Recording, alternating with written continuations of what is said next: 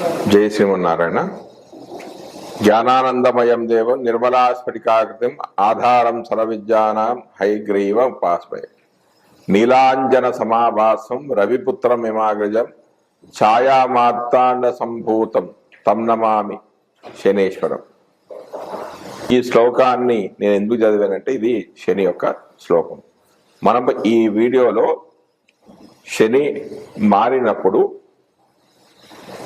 12 రాశుల వారికి ఎలాంటి ఫలితాలు ఇస్తాడు, అసలు శని యొక్క గుణాలు ఏమిటి, శని కారకత్వాలు ఏమిటి, శని దోషాలు అంటే ఏమిటి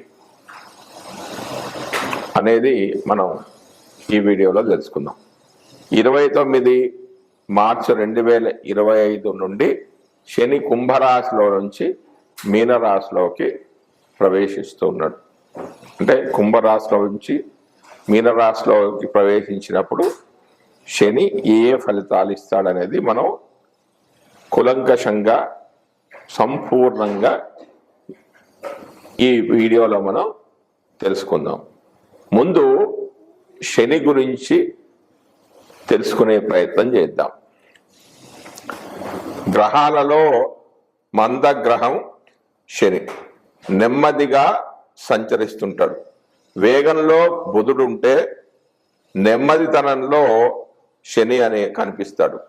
శాంతిని ప్రశాంతతను కలిగించేవాడు శని. నెమ్మదితనంలో విశ్లేషణను తెలుసుకొని జీవన గమ్యంలో అంత్య వ్యవహార వరకు పరిశీలించగలిగేవాడు శని. సేవాతత్వం బాగా తెలుసుకొని పాటించేవాడు. ఈ తత్వాలనేవి వ్యక్తులవే, గ్రహం ప్రేరణ మాత్రమే. సమాజంలోనూ సేవా వృత్తులు అధికంగా ఉన్నాయి. ఉద్యోగాలన్నీ కూడా సేవ అంటే సర్వీస్ అనే పదంతో ముడిపెట్టినప్పటికి కూడా నిజమైన సేవ చేసేవారు వీరంతా కాదు అని అనిపిస్తుంది. శుభ్రం చేయడం శని యొక్క తత్వం. మనస్తత్వాన్ని శరీర తత్వాన్ని కూడా శుభ్రం చేసి ఆధ్యాత్మిక భావాలను పెంచే శక్తి శనిగ్రహానికి ఉంది. వీధులను శుభ్రం చేయడం అంటే ఉద్యోగ వ్యవస్థకు సంకేతం శని. శరీరంలోనూ విసర్జన వ్యవస్థకు కారకుడు శని. శని కారకత్వం సరైన విధంగా లేకుంటే విసర్జన పదార్థాలు ఎక్కడెక్కడే ఉండి పోతాయి, వెంటనే వ్యాధులు కలుగుతాయి. అందుకే సమాజానికి శని అంటే భయం. అంతేకాకుండా వేగవంతమైన భావన కాకుండా నెమ్మదిగా పనిచేసేవాడు కావడం వల్ల ప్రస్తుతం ఉన్న వేగవంతమైన సమాజంలో ఇముడిపోవడం కష్టతరము అవుతుంది. సమాజ అవసరాలకు అనుగుణంగా మారడం కోసమే శనితత్వాన్ని మార్పులు చేసే ప్రయత్నం చేయడమే శాంతి విధానం. పూజలు పునస్కారాలు ఈ ప్రయత్నాలతో ఆకాశంలో గ్రహం ఏమీ మారదు. ఈ గ్రహం ప్రేరణగా భావించే శరీర తత్వంలో మనస్తత్వంలో మార్పులు అనేవి వస్తాయి. ఆ ప్రయత్నాలు తనను తాను తీర్చిదిద్దుకోవడంలో సహకరిస్తాయి. అందుకే జ్యోతిష్యం లోకంలో గణనీయమైన నయనస్థానాన్ని పొంది రాబోయే మంచి చెట్లను చూడగలుగుతుంది, ఊహించగలుగుతుంది. శరీరంలో బద్ధకానికి కారకుడు శని. వ్యాధులు మలబద్ధకంతో మొదలవుతాయి. వీటికి ప్రతిగా జలాన్ని ఇవ్వడం ద్వారా కొంత మార్పు అనేది ఉంటుంది. వాయుతత్వ గ్రహము శని. గ్యాస్ ట్రబుల్ అనే కడుపు నొప్పికి కారకుడు కూడా శని. అదేవిధంగా వాతతత్వానికి చెందిన మోకాళ్ళ నొప్పులు మొదలైన వాటికి కూడా కారకుడు. విసర్జన వ్యవస్థకు సంబంధించిన అన్ని లోపాలకు శనే కారకుడు. ఇవన్నీ వ్యక్తులలో సమాజంలో గమనించి ఏర్పాటు చేసినవే. బద్ధకాన్ని తొలగించుకోవడానికి అవసరమైన శారీరకమైన శ్రమ, ప్రాణాయామం, యోగాసనాలు వంటి వాటి వల్ల శని వల్ల కలిగే దోషాన్ని తొలగించుకోవచ్చు. శరీరానికి కొంత వేడిని కలిగించే ఆహార పదార్థాలను ఆహారంలో వినియోగించుకోవడం వల్ల కొన్ని లోపాలు నివారించబడతాయి. నువ్వులు, మిరియాలు వంటి ద్రవ్యాలలో ఇటువంటి భావాలనేవి ఉంటాయి. వాటి వినియోగం వల్ల శని దోషాలు కొన్ని తొలగిపోయి చైతన్యవంతమైన వేగవంతమైన మనస్తత్వం అనేది ఏర్పడుతుంది. దాని నుండి శరీరంలోని బద్ధకం అనేది తొలగుతుంది. మనస్సులోని బద్ధకాన్ని తొలగించే ప్రయత్నాలే శాంతి విధానాలు. ఇక మన ఇప్పుడు శని కారకత్వాలు: ఆయుర్విపత్తి, పరవంచన శక్తి, మోహ, వాత వ్యధ, నిదాన కారణ్య జీవనాన్ని, మాలిన్యావస్త్ర, భయ, శీశక, దుర్మతిత్వ, శూద్రాలు, లయ, విషయో, భృత కోర్కాసునో అని భావమంజులో చెప్పిన శ్లోకం. అంటే ఆయువు, ఆపద, ఇతరులను మోసం చేయడం, శక్తి, వ్యామోహము, వాత సంబంధమైన అనారోగ్యాలు, మారణ కారణం, జీవనం, మలిన వస్త్రము, భయము, సీసము, చెడ్డ ఆలోచనలు, డిప్రెషన్స్, శూద్రుడు, దున్నపోతు, జనపదాలు, సేవక జనం శని కారకత్వంలోనివి. లోభము, మోహము, జాతి ప్రశ్నత రోగము, పేదరికము, అపవాదు, నీచ జనాశ్రయము, వ్యవసాయము, ఇనుము, తగరము, కుధాన్యాలు, సన్యాసము, చిన్న కంకణము, కుర్రలు, ఆళ్ళు, వినుములు, నువ్వులు, ఉప్పు, నల్లని వస్తువులు, నూనెలు, మారక యోగం, ఇవన్నీ కూడా శని కారకత్వాలనేవి. శని యొక్క కారకత్వాలని ఉత్తర కాలామూర్తి గ్రంథాల్లో చెప్పబడింది. మనం ఇప్పుడు శని యొక్క దోషాల గురించి తెలుసుకుందాం. యాదృష్టం క్రియతే కర్మ, తాదృష్టం భుజతే ఫలం, యాదృష్టం వ్యాప్యతే బీజం, తాదృష్టం శాప్యతే ఫలం.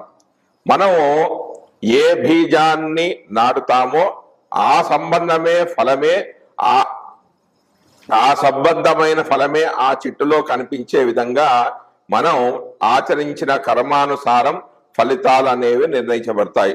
గోచార గ్రహాలలో మిగిలిన గ్రహాల కంటే గురువు, రాహు, కేతువులు, శనులు మెల్లగా నడిచేవారు కావడంతో వీరిచ్చే ఫలితాలు ఆ వ్యక్తిపై మెల్లగా ప్రభావితమై దీర్ఘకాలం ఉంటాయి. ప్రత్యేకించి శని సంచారము వ్యక్తిగత జాతకాలపై విశేష ప్రభావాన్ని చూపిస్తుంది.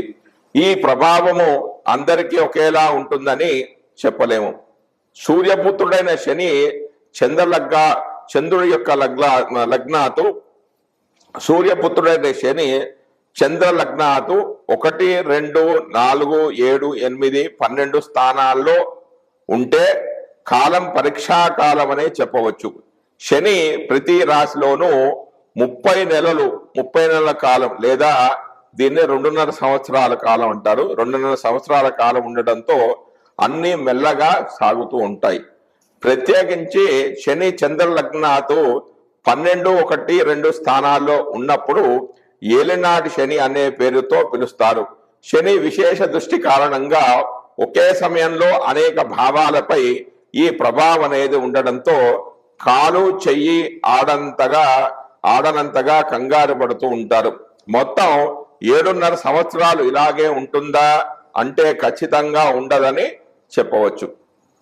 అయితే చెడు గుర్తిస్తున్నట్టుగా మంచి గుర్తుండదంటే చెడును గుర్తుంచుకున్నట్టుగా మనం మంచిని గుర్తు పెట్టుకోలేము. కేవలం చెడును మాత్రమే తలుచుకుంటారు.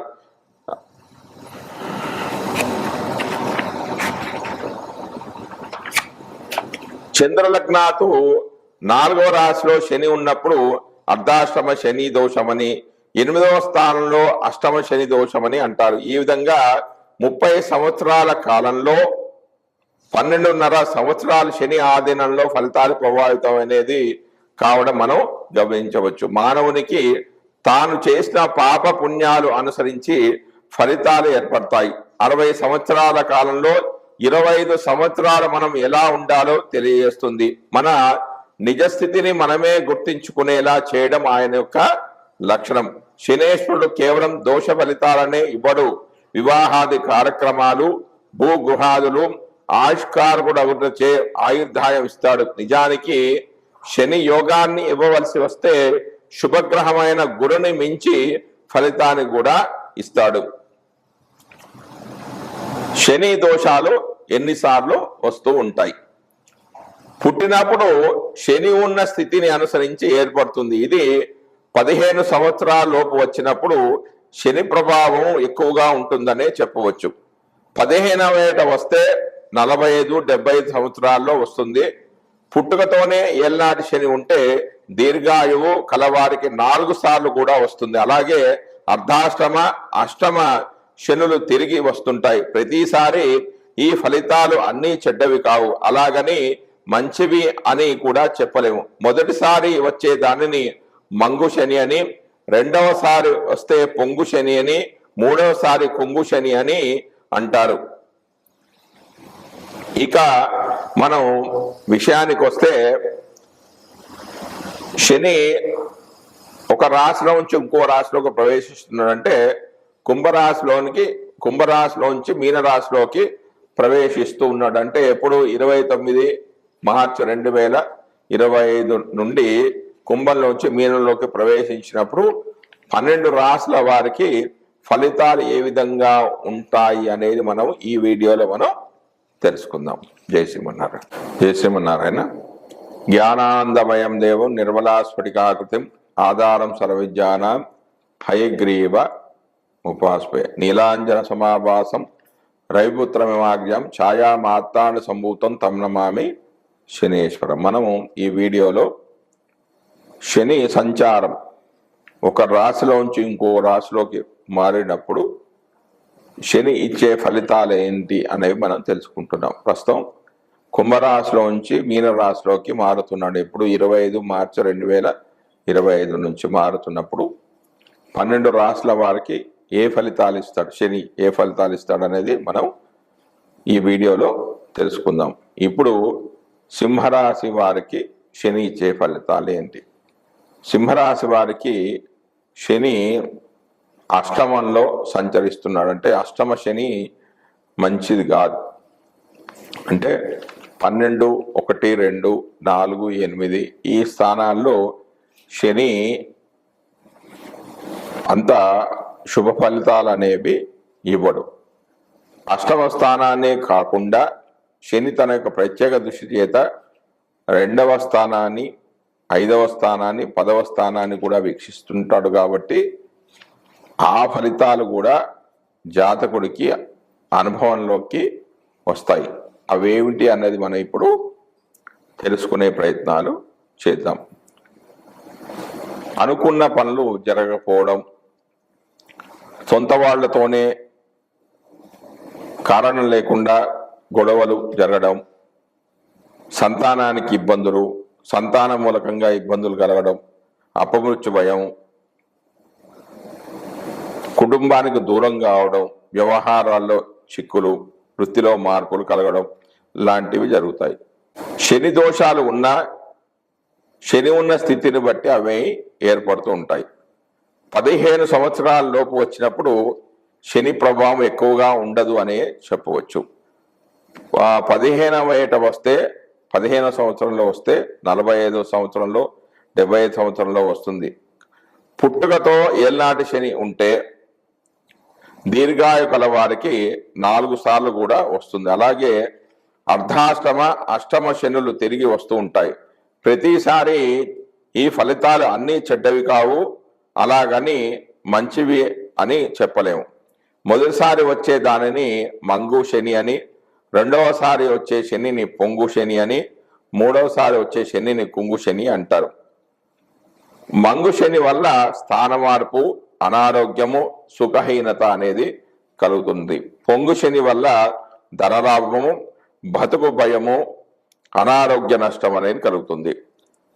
కుంగు శని వల్ల అనారోగ్యము, శారీరక కష్టము అనేవి కలుగుతూ ఉంటాయి. కాబట్టి మీ జాతకంలో సింహరాశి వారికి అష్టమంలో సంచరిస్తున్న శని మొదటిసారిగా వచ్చాడా, మీ జీవితంలో మొదటిసారా, రెండవసారా, మూడవసారా అనేది తెలుసుకొని ఈ ఫలితాలు అనేవి మీరు అన్వయించుకుంటే మంచి ఫలితాలు అనేవి వస్తాయంటే ప్రతిసారి కూడా అష్టమ స్థానంలో సంచరిస్తున్నప్పుడు శని చెడ్డ ఫలితాలు లేదా. కాబట్టి మొదటిసారా, రెండవసారా, మూడోసారా అనేది కూడా మీరు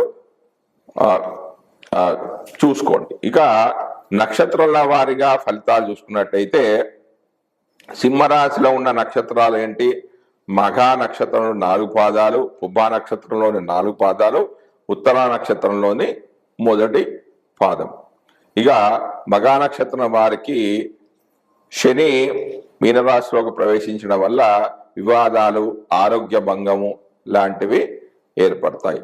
పుబ్బా నక్షత్రంలోకి పుబ్బా నక్షత్రం వారికి ఆందోళనలు, విచారాలు అనేవి కలుగుతాయి. ఉత్తరా నక్షత్రం వారికి శత్రువులపై జయం అనేది కలుగుతూ ఉంటుంది. కాబట్టి అంటే ఈ రాశిలో ఉత్తరా నక్షత్రం వారికి మాత్రమే శుభ ఫలితాలు అనేవి కలుగుతాయి. మిగతా 2 నక్షత్రాలు అంటే మగ, పుబ్బా నక్షత్రం వారికి చెడు ఫలితాలు ఉంటాయి. కాబట్టి వీళ్ళు శాంతి పరిహారాలు అనేవి చేసుకుంటే శని దోషాలు అనేవి తగ్గిపోయే అవకాశాలు అనేవి ఉన్నాయి. జై శ్రీమన్నారాయణ.